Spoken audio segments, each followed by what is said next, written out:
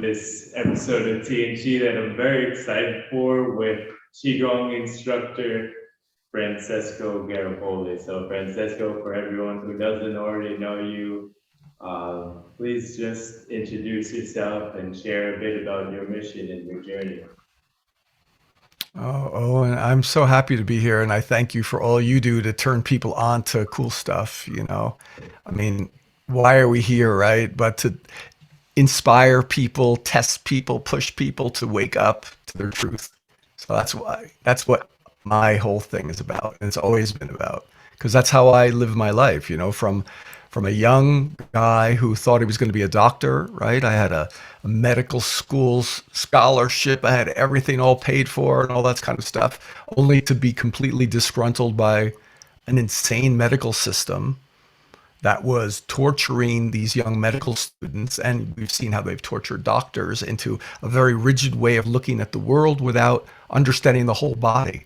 So that pushed me to go study with a master when I was about 18, 19 years old and leave America, go into the Eastern world and start hanging with these elders who are in their 80s, 90s, and even 100 years old, and start to find there is a way to be a doctor, because they were doctors, these people, but they were doctors of the whole body.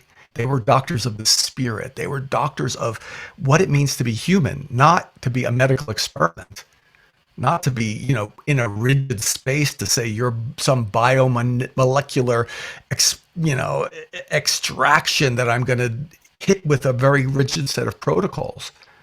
So my world of going into Qigong and meditation became that energy healing answer to what I was looking for as a young guy, and saying, yes, I know I'm more than what they're telling me I am. I'm more than this physical body, and not just the pablum. I'm spirit as well, or energy as well, but I'm the whole of this.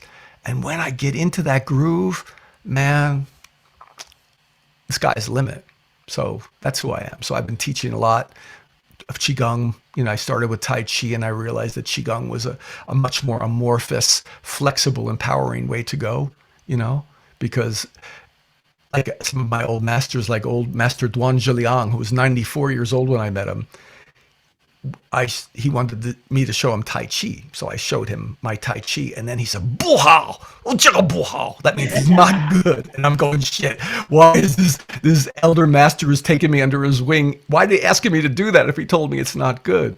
But what he was doing was to say, see what you're doing, man. You want to go into this Taoist world of open-hearted freedom, free spirit, and you're doing a rigid set of sequence. Now, granted, it's good for seniors who don't do anything, right? Who don't move. That's good that they learn about balance and stuff. But I see your energy, man. You're young and vibrant. We don't need to put ourselves into that game of structure. That's what Confucianism is different from Taoism.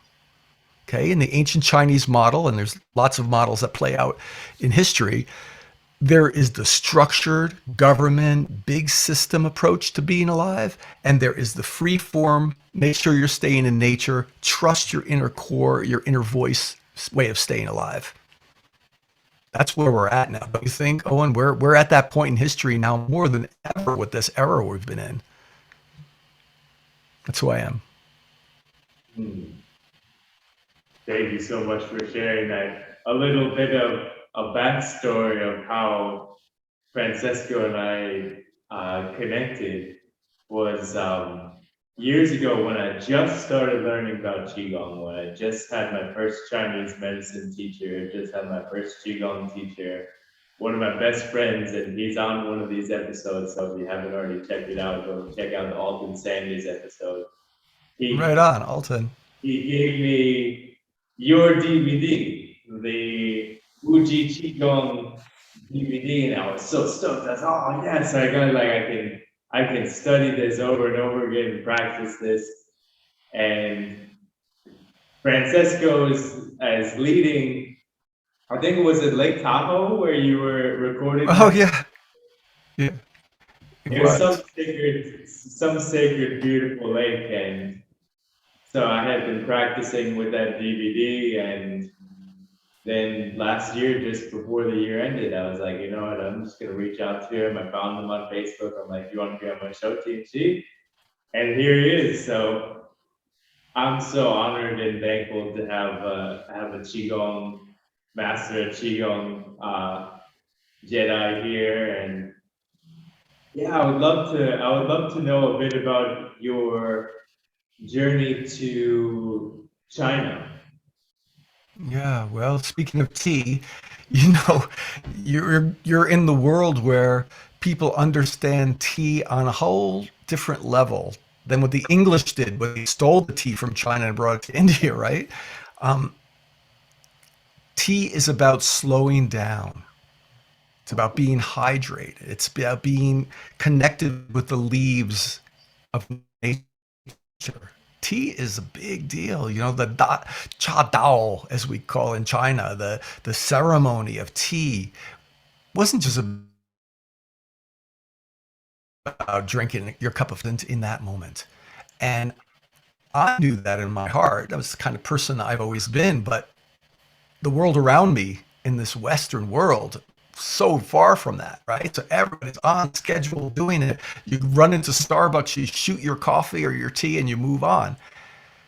When I went to China, I started to see a tribe, not everybody, because there's a lot of psychos there, just like there are in the West, but there is that world of the Taoists. These beautiful, mostly seniors, I hate to say it, because a lot of young people don't adopt these ways, but you watched a world that first took me in.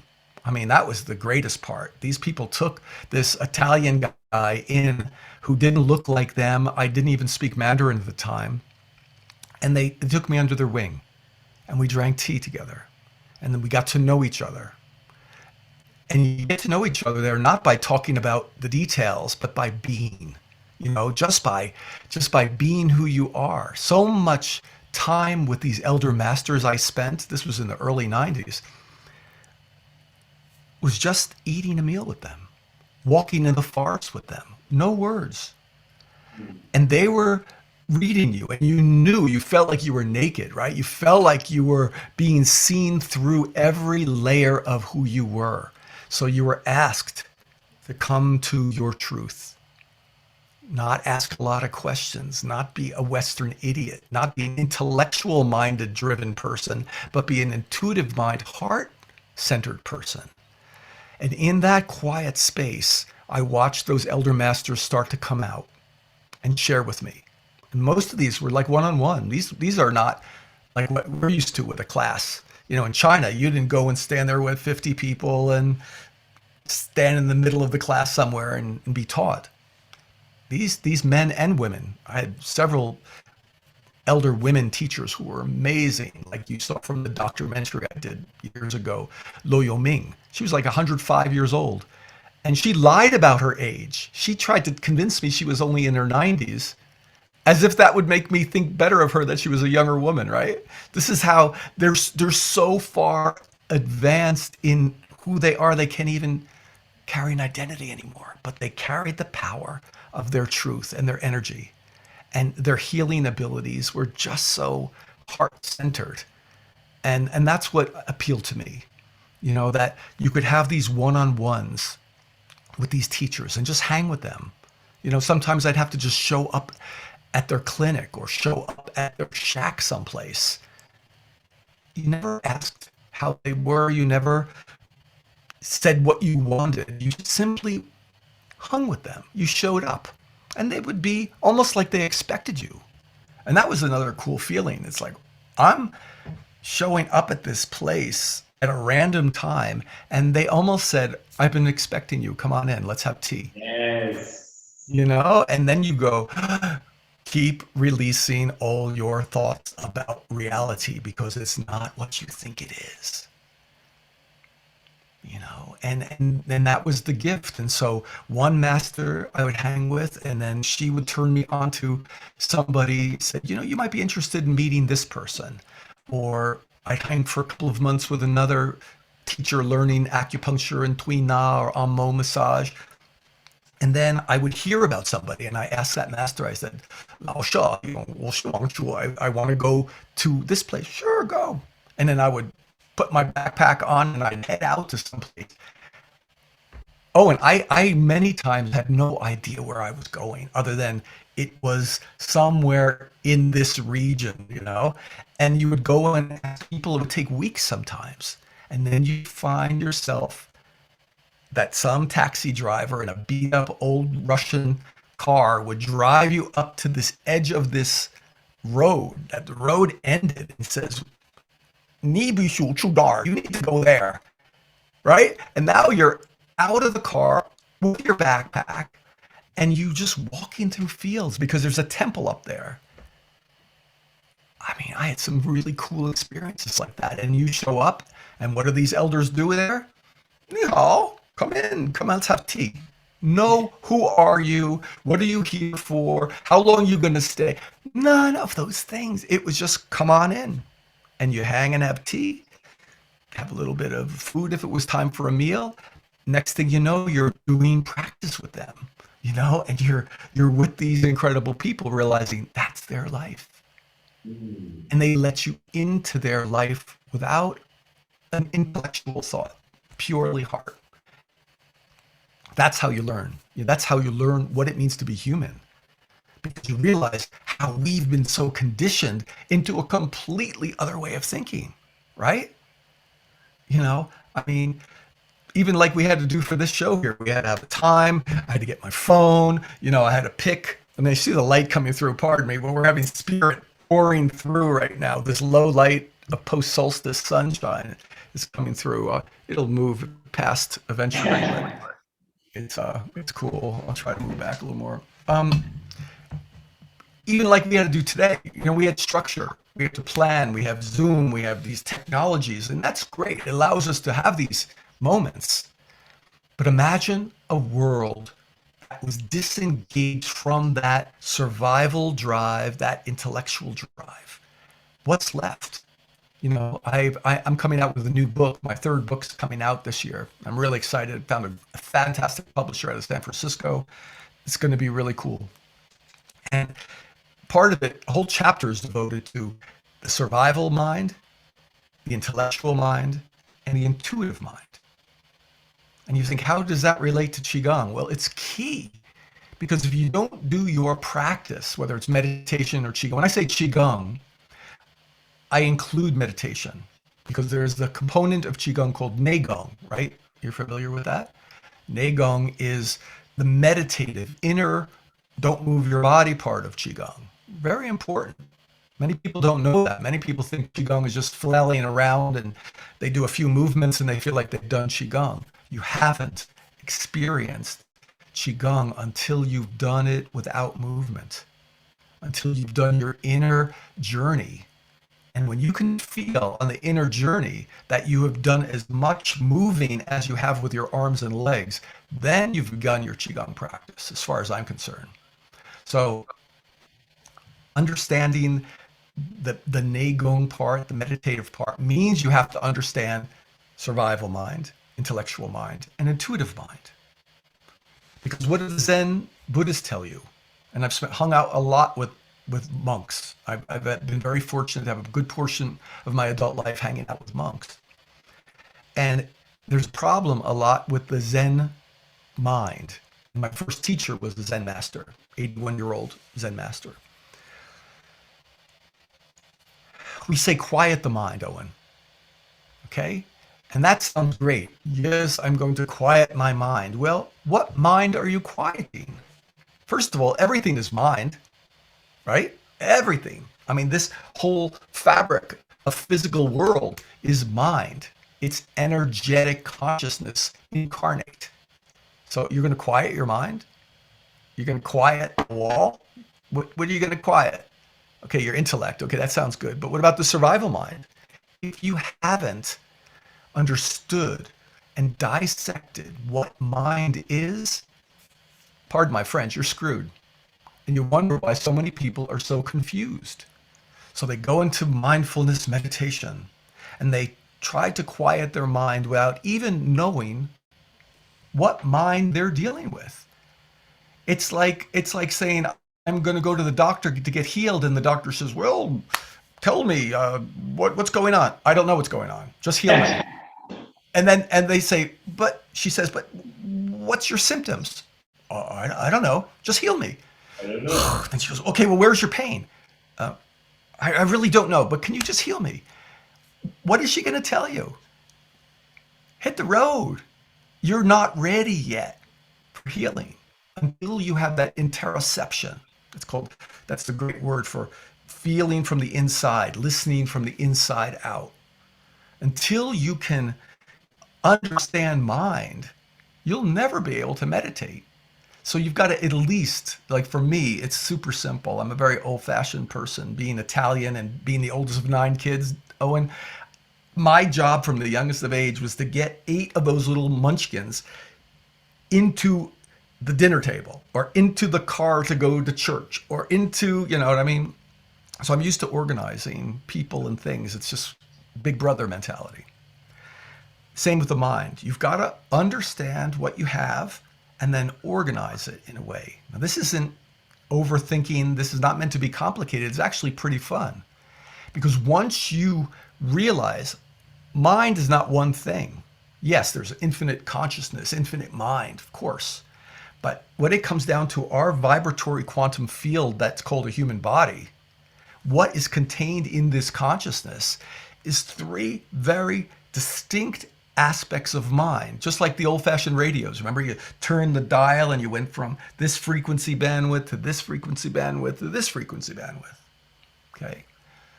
Mind is the same way. If you don't know what those frequency bandwidths, you're going to turn on the radio and be tortured by listening to like AC/DC the whole rest of the day, and you won't know why you're insane.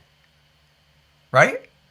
You got to know how to tune it. So understanding what parts of you are invading your peace that come from the survival mind, which parts of the noise is coming from your intellectual mind, and why are those 2 bandwidths bullying out your beautiful heart-centered intuitive mind. That's Qigong. That's Qigong. That's the Yi, Y, I. That's the bringing Qi to mind part of Qigong, right? If you define Qigong as breathing, posture, and mind, you better know what mind is, or you'll be duped into all the conditioning you've had to think you know what it is. And you'll be lost. You'll be sitting there trying to quiet your mind when what you're doing is, maybe if you're successful, quieting the survival mind, quieting the intellectual mind, and also quieting what? The intuitive heart mind. Now you're out of resources and you're sitting there wondering why you're a mess, right? But people have great coping skills. So they sit around at parties and they tell everybody, oh, and I can meditate. Oh, really? I can too. How cool are you? And all they're doing is shutting down all their resources. When in fact, that intuitive mind that's been so bullied anyway has been further bullied by your practice. Your beautiful practice that's supposed to say, grow that garden, let that part of your mind flourish, let your intuitive, heart-centered Shen Qi, that spirit Qi mind, let it be as loud as it wants to be, because that's what's been quieted. So you turn those 2 frequencies of survival and intellect down, give them permission. And I have a whole sequence that can help with that. But once they're quiet, you don't have to do anything to the intuitive mind. It's been there all along. It's like saying, where is it? It's been behind here all along. It's like the background noise of the universe, right? That background vibration just waiting to be seen when it's been covered over by tons of shit for so long. And that stuff is your subconscious, unresolved stuff that mostly comes from your epigenetic conditioning. Most of it didn't even happen in this life.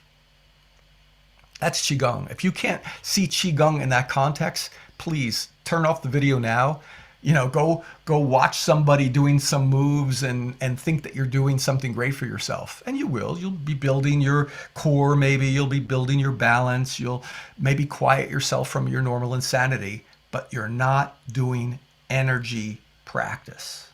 You you're not going into what the courageous spiritual warrior needs to do, especially in these nut job times we're in. So I can The be calm, but I get a little worked up when it comes to these things because I want people to, you know what I mean? I want people to feel the like, how should I say, the critical nature of where we are right now. mm, And I think we need a certain enthusiasm to have the energy up enough to bring out the sword and slice through all the bullshit we've been telling ourselves, yeah. right? Cutting through all this conditioning, all these things that are about identity, that you tell people, I'm a meditator. Yeah, I practice Qigong. Great at parties. Boy, you'll have a lot of people around you. You'll be probably, well accepted and received by people. But who are you? I mean, what's behind that? What's behind your practice? And that's what my new book is about and what I care about and what I've always taught and shared with people. Because my teachers, Owen, they never hold any punches back from me. Some of these people were tough. They would see you, when you're in your 90s, you become very intuitive. Have you hung out with ever a lot of seniors ever? You? Yeah, I mean, my great grandparents all lived to around 100, 100 or over.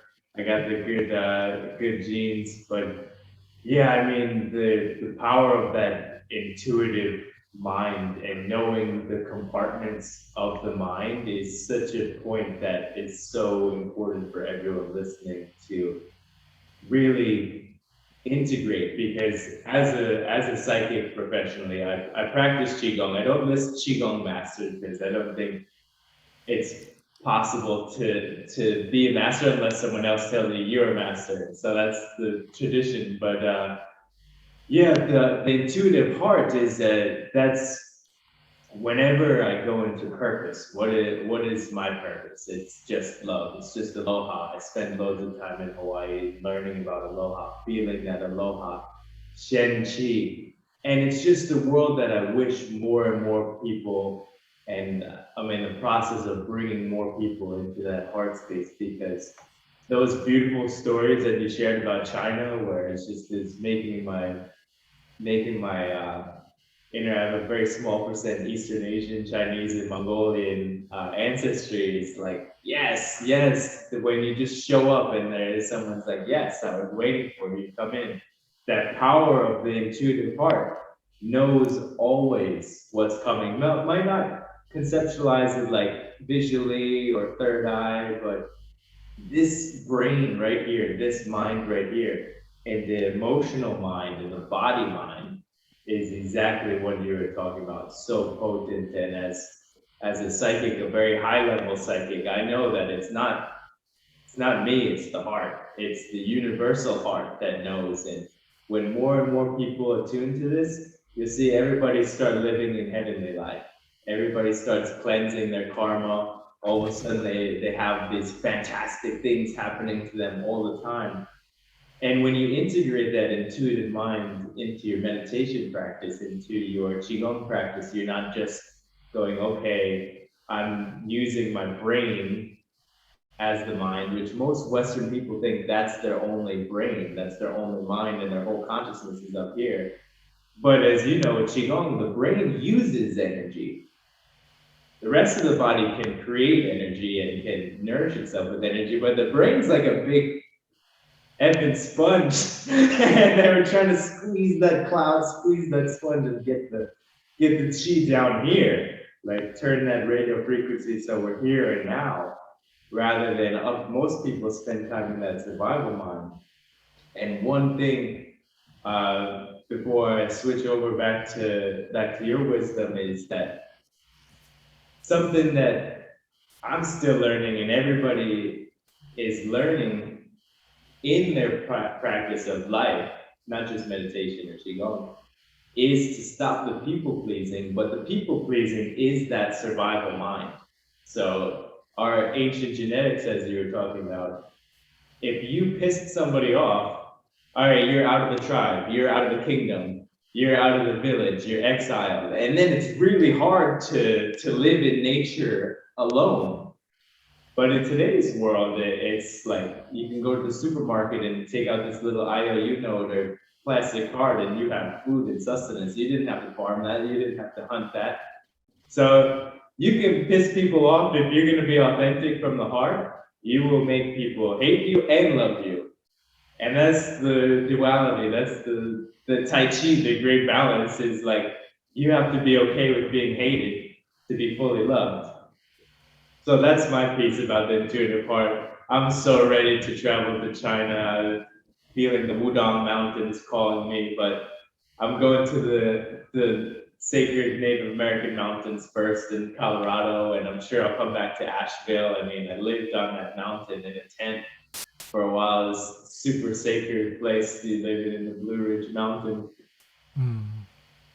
It's beautiful. Yes, China is part of the earth.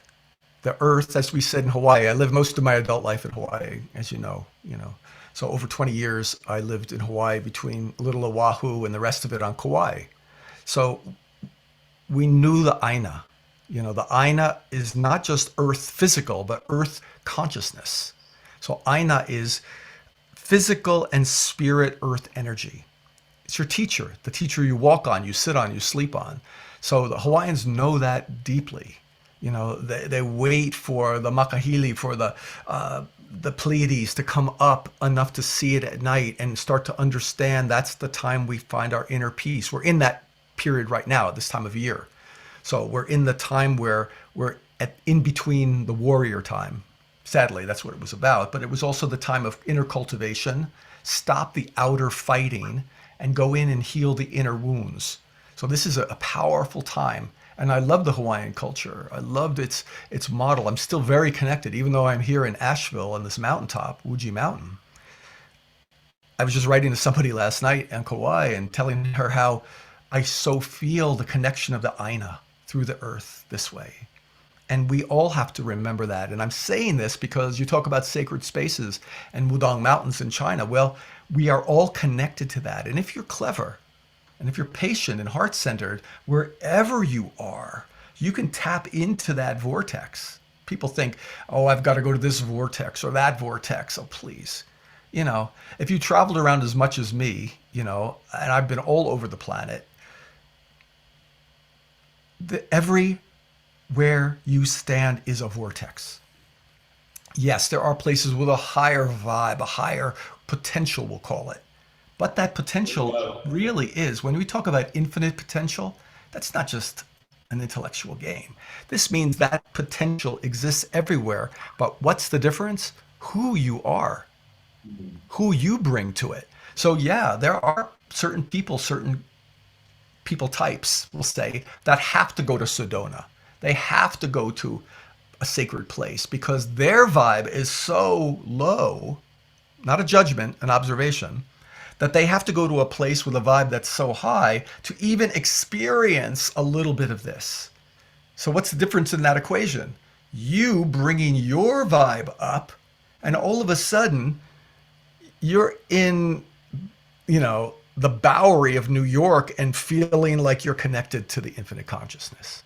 That's such a good link to what I was just thinking, is that I'm from a very dense place in New York. I mean, I'm from Long Island, which was once a Native American sacred place with Montauk, was where the natives traveled to make their prayers. But I had been lucky enough to travel to Hawaii and feel that aloha, and very similar to the Shen heart energy. And when I finally moved to Maui, it was like this big, big healing.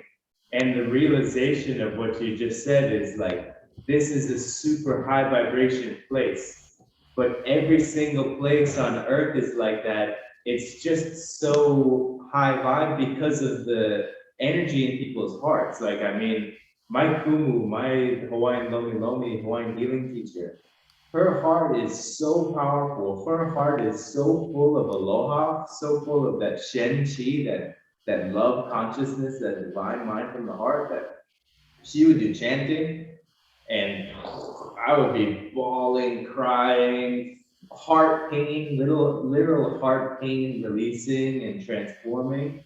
And now I'm like an ambassador of aloha, like yourself, is like I go to somewhere else, and then I'm like, yes, this place is sacred. Yes, this place is sacred. And I've been to Sedona, been to all of these powerful energy points, Big Sur, the Blue Ridge Mountains, and you go there.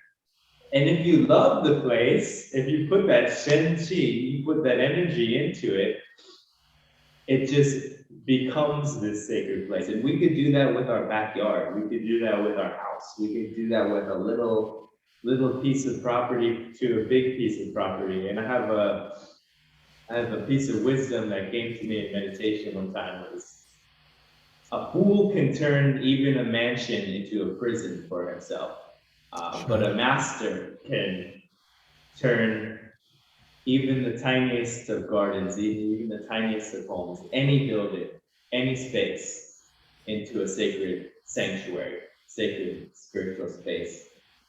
I mean, energy goes where attention flows, chi goes where attention flows. So when you put your mind energy, the different levels of your mind energy into making something more beautiful, making something more sacred, it could be the backyard in your friend's house, backyard in your grandma's house, your own backyard, your own building space, whatever level of structure you're working with, the energy is what makes it sacred. The intention is what makes it sacred. So the Hawaiians knew that, and that's why people go, oh my gosh, I gotta go to Hawaii, it's paradise.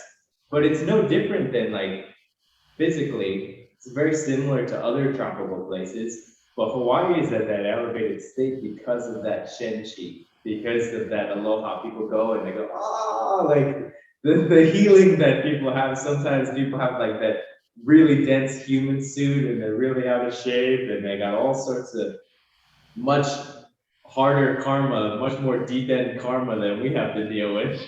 And then they go to Hawaii and But it's also the differential, you know. It's the differential experience energetically. If you come from a place that is low vibe, and that might not be even the town you're from, but it might be the situation you're in. Your job sucks. Your family issues. Your relationship is out of alignment. If you're coming from that low alignment energetic place and you go to a high vibe place, that differential is what we feel. So we tend to put it all on the place. I've got to go to that place without taking responsibility to say, I've been in such a messy place. I better clean that up first.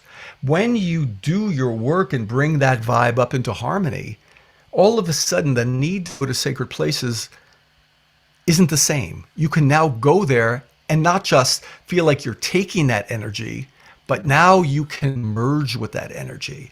And that's the real gift. The gift is that we don't go to a sacred tree and say, oh, I need your energy. I've been with masters around these kind of trees. I've watched beautiful trees die in a couple of years that have been there for hundreds of years. And a particular master, Duan, took me to these trees once and they were dying. He says, these trees have been discovered by this particular group of Qigongers who go there and suck the energy. Well, I don't believe you can suck the energy, but you can. vampire. But yeah, vampires. But what's really happening in the vampire is you think you need, okay? The vampire thinks they need the blood. They actually don't. That's the story. They so think it that they become oppressive and then they become needy and then they do their thing. People have that within them. So until we can shift out of that neediness and realize, wow, I better do the work first. When I bring my resonance, my heart resonance up, wow, where I go now, I can groove on the energy. I can love it for its sacredness, but I'm also a participant in the energy of that place. And that's what the ancients had done to those places. They didn't go to those places to take energy. They went to harmonize and to bring their love and sacred gratitude to these places. So we've got to remember that equation. And I think that that's very healing, but it also puts a big responsibility on people. And you have to say, am I in a needy place? Am I coming from a place where I'm going to take and take and take? It's a hard one to face, but it's a big one for people to understand that they are complete enough. That's what self-love is about. That's why it's so critical to get into your heart resonance, because then you realize, wow, I am enough. I am infinite consciousness, knowing itself through my unique human experience. And when you get that, you started a whole new journey. Yeah, self-sustaining energy, but not self in terms of the illusion of self, but soul self, the oneness self, is like when I returned to Long Island, New York, after having gone to Maui, Sedona, and Asheville, and these places, Portland, Oregon, one of those places. This shift that happened just from me being able to bring that powerful energy, all that healing that I had personally done back to my hometown, the literal things that happened was like, for example, the health food store used to be this tiny little store. Now is the whole strip mall and everybody's going there. This one town, which is notorious for alcoholism and all these things, they have a sober Hawaiian Kava bar, and I meet all of Crazy. these people that I connected that are on this high level, and then I go to Montauk and I put my energy there, not go to take energy, but put personal energy channeled from source, and that's something that I feel like people. A lot of people coming into new age type spirituality have a vendetta or a angst towards God or towards religion, the religious idea of God. But this is something we could evolve past and balance in East and West, because, like, for example, ancestrally, I have Jewish ancestors, I have Christian ancestors, I have Muslim ancestors, uh, Taoist and Buddhist ancestors. But that source that we're talking about, in order to not have to like think that, oh, I need to sacrifice, coming from unlimited source, even coming from Mother Earth, who has a much physically bigger source than us, makes us a point of investment of energy, investor, energetic billionaire, energetic wealth, spiritual prosperity, rather than spiritual energetic poverty, which is these vampires, or like, for example, I don't care about their secrecy, because I'm not in a secret society, but I had learned from a Mason. He was talking to me. He had recently joined the Freemasons, and he was like, "Oh, you just don't understand the power of sacrifice." And he was talking about like sacrificing animals, and I was like, "No, I do know that it's a waste of time, because you're trying to steal energy from an animal, but that animal is a tiny little innocent creature with minimal energy. I'm pulling from source. I'm pulling from Makaliki, the Pleiades. I'm pulling from my higher soul self."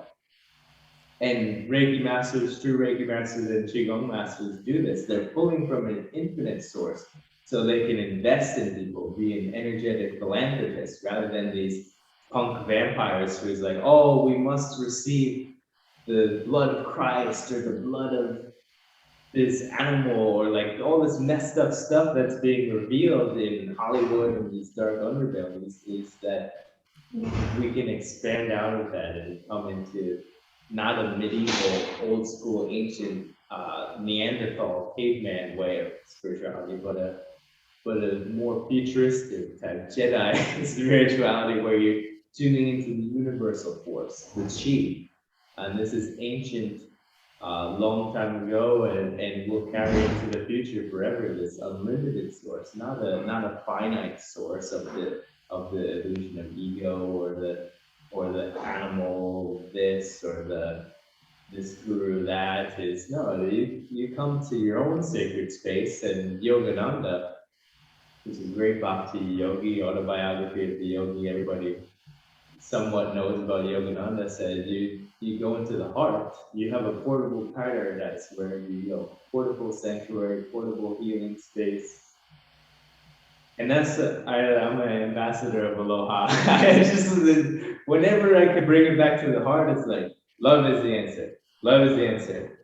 So let's stop questioning, okay, how do we save the world? What, blah, blah, blah, blah, like, if we love, everything will heal itself. That's it. And that's how we save the world. I mean, we have to understand world as us as world.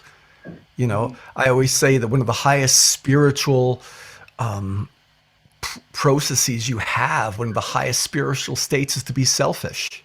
And people hate hearing that because they want to hear about peace and love and community. But guess what? You can't do anything for your family, for your partner, for your community, for the world until you have assumed this sense of selfishness. Now, that's a tough one. And when I teach in Poland, you know, these people are very amazing people. They're so trained from birth to do for the others first, you know, to give and do for community. So when I tell them this, you can see them physically shaking. And I get big classes there in Poland. So, you know, 40, 50 people just like not wanting to trust me, but can't hear it until I explain that you have to redefine self. And once you really get self at the deepest quantum level and understand about quantum entanglement, when you understand that your true self nature is actually interwoven to every atom in this universe, everybody you meet is a bit of a reflection of you in that quantum way, in what I call the third field. All of a sudden you realize, wow, I better focus on being selfish first. I better get my house in order. I better understand what my minds are. I better start to really get into this ownership and loving ownership, a spiritual ownership of self. Then everybody you meet, you have absolute responsibility to them. You can only be kind, Owen. I mean, there's no way you can't be kind to an animal, to a rock, to another person if you understand the true sense of self. So I think that's what this practice is. So yes, you want to save the world. I have a dear friend, Allison, who wrote a book last year on how millennials will save the world. And it was a cool book, you know, and I love it. But she had, by the time it was published, and she talked with me a little bit, she started to realize, well, I think I better start rephrasing some of these things about what saving the world really means. And I'm really proud of her for coming back into that place of saying, start here first. Forget going out there. Forget trying to fix a broken system. Forget fixing broken people. If they're not willing to change, they haven't been selfish enough. They might have been self-centered, but selfish means heart-centered. I choose my self-center as my Shen Qi heart resonance. When that's your self-center, you are in full abundance. You are in absolute quantum entanglement with the Akasha, and you are full of resource. There's no more duality. So everything you described before about these people, they're trapped in a dualistic world. That's why they have to sacrifice, you know, and it's sad. And I understand that. I'm not judging those people, and they have to do what they have to do at their frequency. But until we can transform that dualistic view into a universal view and not just make it an intellectual mind thought or a survival mind need, but a true intuitive mind resonance. That's when you go back to your hometown and you see a Kava bar and you see health food stores popping up and you start to see people change. Well, yeah, they've changed, but who's changed first? Yeah. Owen shifted his reality field, and people don't have enough trust in the power of our ability to shift our energy field. We call the Wei Qi field. When that's in alignment, you don't manifest anything. I really have big issues with manifesting and law of attraction. These are all dualistic concepts. If you break them down, you'll realize it's about us and them, me and it. The more you can think about that, melt it into the alchemy of self, then you just simply have to resonate at a certain vibration. Heart resonance, I call it. We know it's the heart vibration. When you're in that heart resonance, the world will resonate with you. You don't manifest it. You don't attract it. You merge with it. And it looks like it's changing, but everything's energy. So I don't want to attract anything on that coarse, gross level of thing. I choose to vibrate at heart resonance, and then I engage at heart resonance. That's energy work. That's Qigong. And that's the dance I think we need now on the planet more than ever. And, I did a winter solstice guided meditation on Zoom. We had people from 9 different countries. Doesn't matter what your cultural background is. When people hear these ideas, they get it. And they realize, just without telling them, what you have to do. And we all are coming to a place now where we have to take that razor path. We have to choose deeply who you hang with, what you eat, what you drink, what you think, and then how you think. So I think and feel that the people who are willing to make these tough choices will navigate through what I think is going to be a real workout this coming year. But the ones who are in that courageous place to understand their mind, to understand how to quiet those sabotaging parts of mind and bring up that heart-centered intuitive mind and do their practice from there, whether it's meditation, Neigong, Qigong, even if you like Reiki or whatever, yoga. I love yoga. I always weave my yoga into Qigong every single day. It's all the same. Really, it's all the same. I mean, you can try to fight for differences and then ask yourself, is that your intellectual mind getting involved? Is that your survival mind getting here and screwing up this thing for me? When instead I can melt the boundaries. There are places for boundaries in life. Trust me. You've got to have boundaries in a world that's insane. You do not need to interface with people who are in that rigid place. It's not healthy for sensitive people. Sometimes they're even in your own family. That's okay. Draw clear boundaries. But when it comes to your world, melt those boundaries and merge and find your practice in everything that you do. And all of a sudden, man, your life becomes a beautiful dance, and you will resonate a field that will start resonating with other consciousnesses, people, animals, things that'll be in line with you. You have to have courage because you might go through a phase where you feel like you're alone, right? A lot of people tell me, well, I've just taken your course and now I feel so alone. I don't feel like anybody understands me. Good, right? You just made your first step out of the shit show. You've made your first step out of the cage. You've made your first big step. Even if you've been practicing your whole life, trust me, cages appear.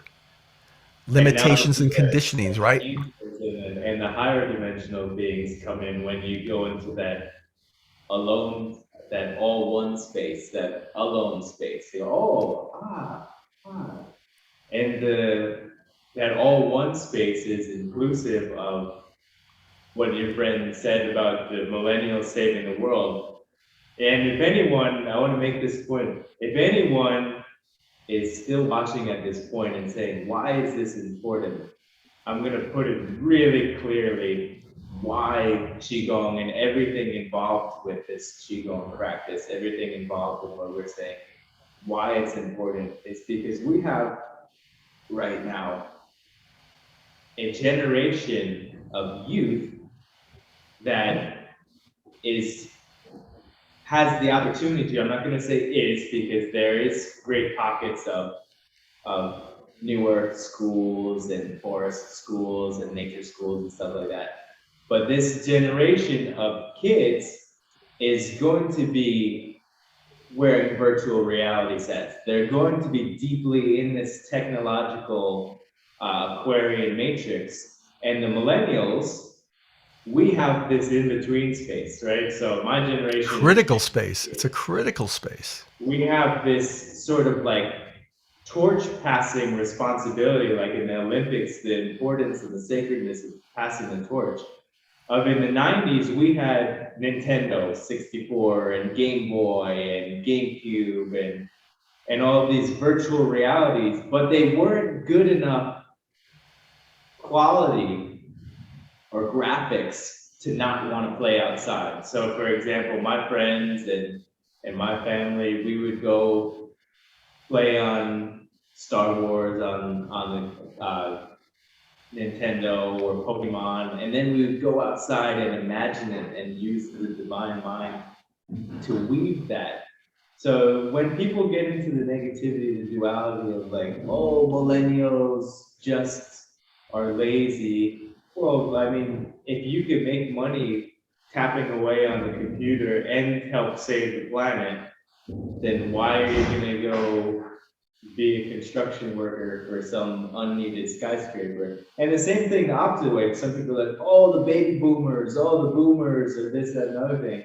But then, like, I got loads of examples of legendary wizards, legendary, mystical, powerful people that are living in this sort of new wave of consciousness, weaving the ancient with the modern. Yes, there's baby boomers who sit on the couch and drink beer and watch TV all day.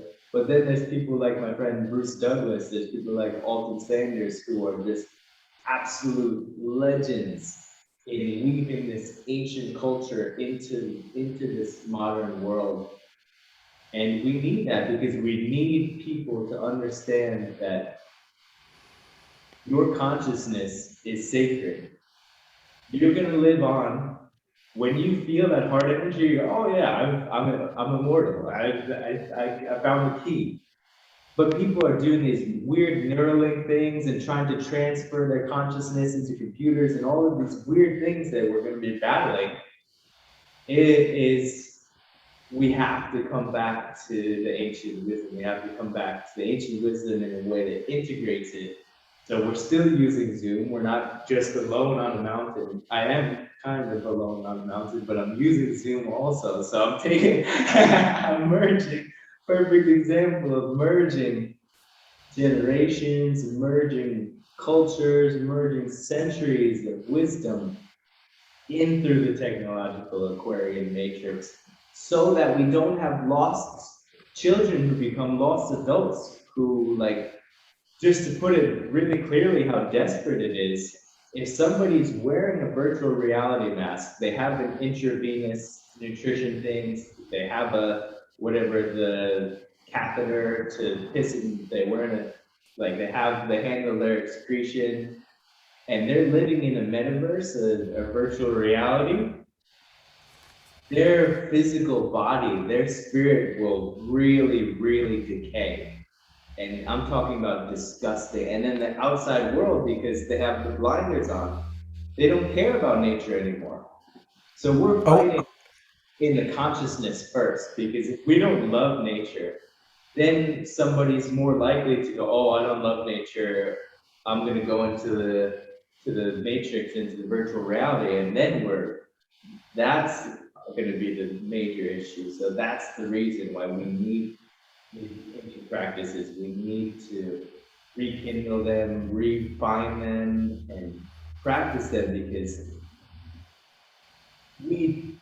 I can only speak for myself, but collectively, we need to avoid this dystopia of fat wasting away souls. It started with the TV, that was the baby. Now it's up to virtual reality. Now it's a full-grown, angsty adolescent technology, and we need to save people from that. If there's anything to be saved from, it's not this or that or the other thing. It's saving people's consciousness from being so lost that they think they need a technological crutch. And trust, every generation is exactly the same. Okay? Every generation is exactly the same. The way it's expressed looks different. What's happening with virtual reality pushing on us now is no different than the virtual reality was pushed on people during the Industrial Revolution. It's no different than the virtual reality was pushed on the agrarian times. It was no different than what happened during the kings pushing down in the Middle Ages. It was no different than the Roman Empire back in 2,000 years ago. You've got to see that. People want to say there's a tendency of the survival mind and a little intellectual mind to say this time is the worst than ever. It's just because we feel like we're living in this part of the timeline. There is no timeline. There is no timeline. These things existed in a presence all throughout back to Mesopotamia times and the Sumerian times. There was a virtual reality back then. The way gods and goddesses were pushed on people. So when you get that, you realize, wow, I'm just in an experience that looks like it's on a timeline, but it's not. It's just another presence. And there will always be people who karmically will be trapped in that virtual reality. No matter what the cultural milieu is, whatever the technology is, it doesn't matter. So there will always be people who are courageous.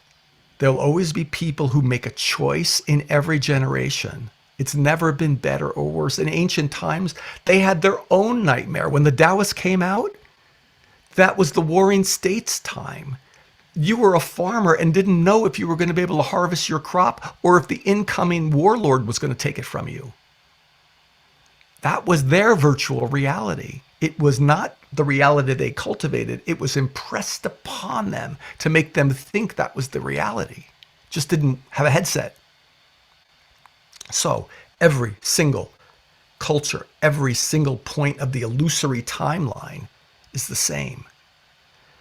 We have to now say one thing. What's my choice? I am never, you are never, no one's going to save those people who karmically are going to jump into the matrix and do whatever they do. They're going to swallow as many blue pills as you can give them. Yeah. Right? That they don't have to wait for yours. They have jars of them. They are karmically, epigenetically set in a propensity to do that. But there's always been multiple realities at work.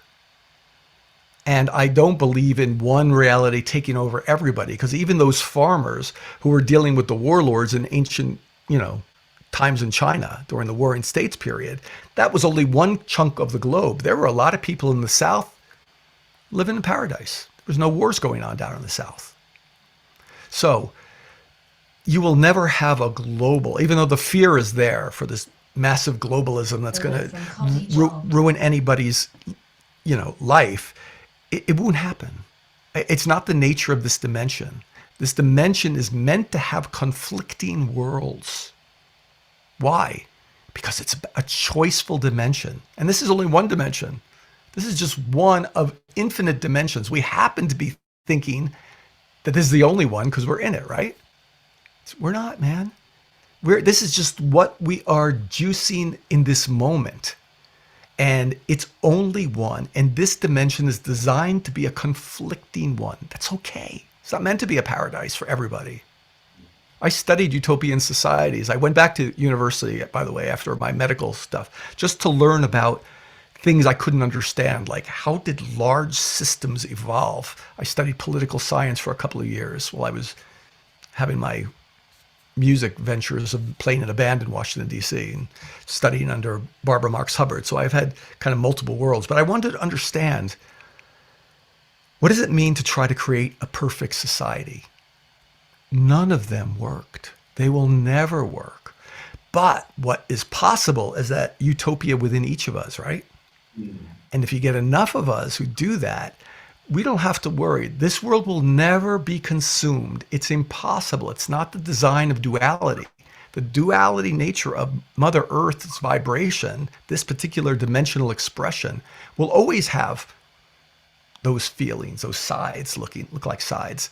It's really about choice, because that bifurcation, that duality exists where?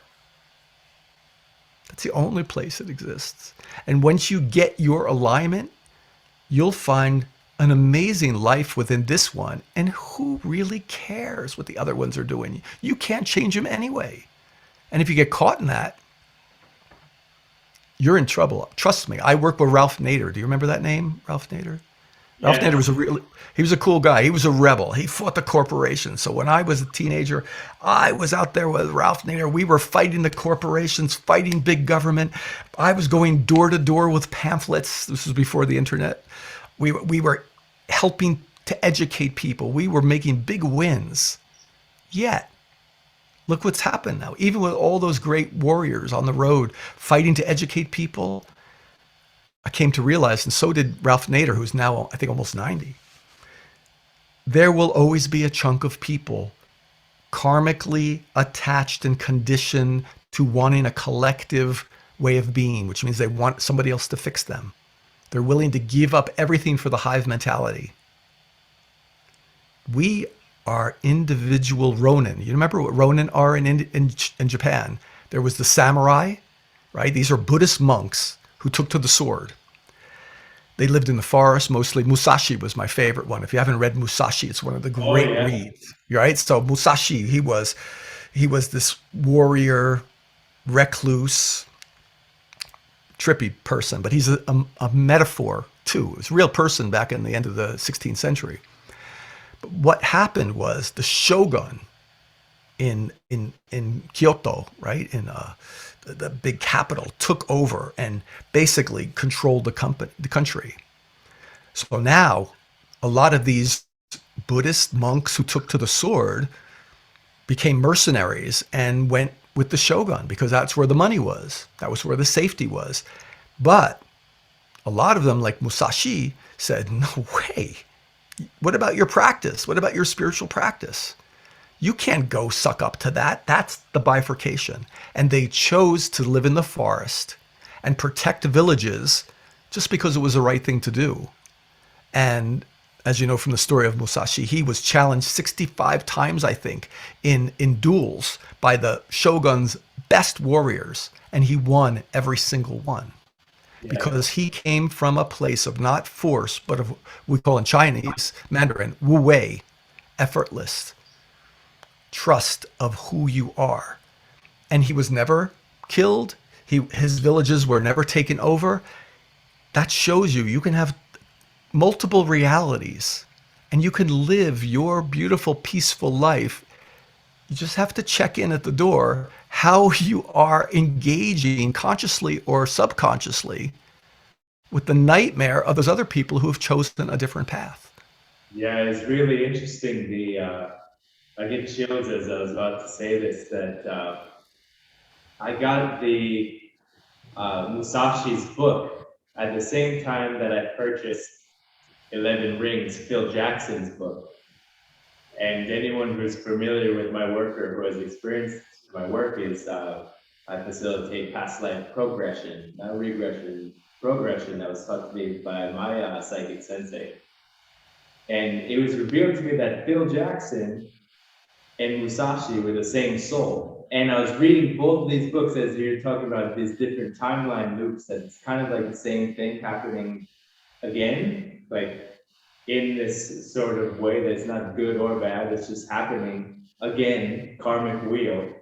And I was just seeing all these parallels between these two. And he was also a Native American chief, and you could see all of his past lives coming up. And so anyone who knows me personally knows I love Star Wars, and in one of the best Star Wars video games, one of the Jedi Masters said pretty much exactly what you said about there's this dialogue between the main character, you're a Jedi, and he's one of the Jedi Masters you're talking with, and you're worried about, oh my gosh, this evil empire, this battle station this, and the Jedi Master is like, well, everybody thinks that what's happening bad at a large scale now is the worst thing that ever happened. But it will happen again, it will fade, it's happened before, and what's happening now just is. It's not better or worse. It just is that which is happening, and that people are going to learn so much from what you just shared and be able to understand that as timeless beings, we're talking right now, and in past lives in China, we're having the same discussion, having the same tea, and talking in a different language, but it's the same language because it's the same soul exchanging energy with itself. So people need to forget the illusion of death. People need to forget the illusion of separateness, illusion of poverty, illusion of this, illusion of that. If you truly take this video, this talk to heart, and you learn about it with your full mind, including this one too. I mean, this is like the cloud. And then we take all the water from the mountains and the sacred center of the heart, and the waters come up, and then we rain them down into our lives. It's not to be ignored. For anyone who's like, the brain is bad. No, it's like a tablet for writing sacred creations. Anyways, if people take this video to heart, the magic that will unfold in your life and ripple effect into everyone's life will be so profound that you'll probably message Francisco, and hey, you guys are some serious wizards. Teach me more, please. Inevitably. And the message really is so simple because it's an unfolding relationship you have with your own heart space. It's not much more complicated than that. You know, it sounds complicated to think of the minds and stuff, but I like to simplify things, you know, because it really is simple. It's just those other pesky bullying minds of the intellectual and survival mind that makes us think it's complicated. They find safety in the complexity. When in fact, you know you're listening to your heart when you've dissolved things down into the most simple place and you get that feeling of, yes, I can trust. And when you build that trust, when you build that confidence, that fidelity of self, all of a sudden things change, you know? And that's what we need now. And you find other people that you can talk to like this. And you have the courage to talk like this with other people. People maybe you might not even think are thinking these things. Use the language, meet them where they are.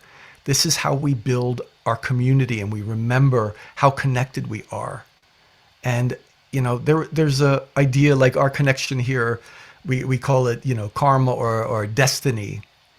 But, you know, in Mandarin, you have a word for destiny. It's called yuanfen.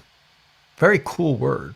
Some master taught me hanging out with him for a while. He says, 我们有很好缘分.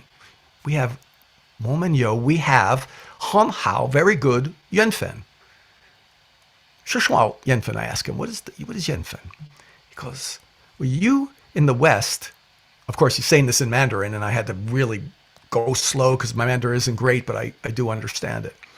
He says, you in the West call destiny something that's going to happen to you. In ancient Taoism, we carry the belief that yuanfen, or destiny, is something we are dynamically creating together. Yuanfen. So Owen and Francesco, 有好缘分. We have good yuanfen, we have good destiny because we are in agreement at heart space that we are cultivating that destiny breath by breath. So it's not an expectation on the timeline. That's the disaster. Believing the timeline will torture you forever. That's the realm of the survival and intellectual minds. When you fold the timeline to heart presence, then you can only cultivate destiny in every thought you have. Everybody you meet, you should carry that heart vibration to say, how am I building the third field I share with that person and cultivate yuanfen, cultivate destiny with them in this moment. So that's absolutely perfect way to culminate this beautiful story that we're sharing. When then the ability to co-write in the book of life. How beautiful it is that oneness, Jah, God, Buddha consciousness, whatever you believe in, Big Bang, this beautiful book of life.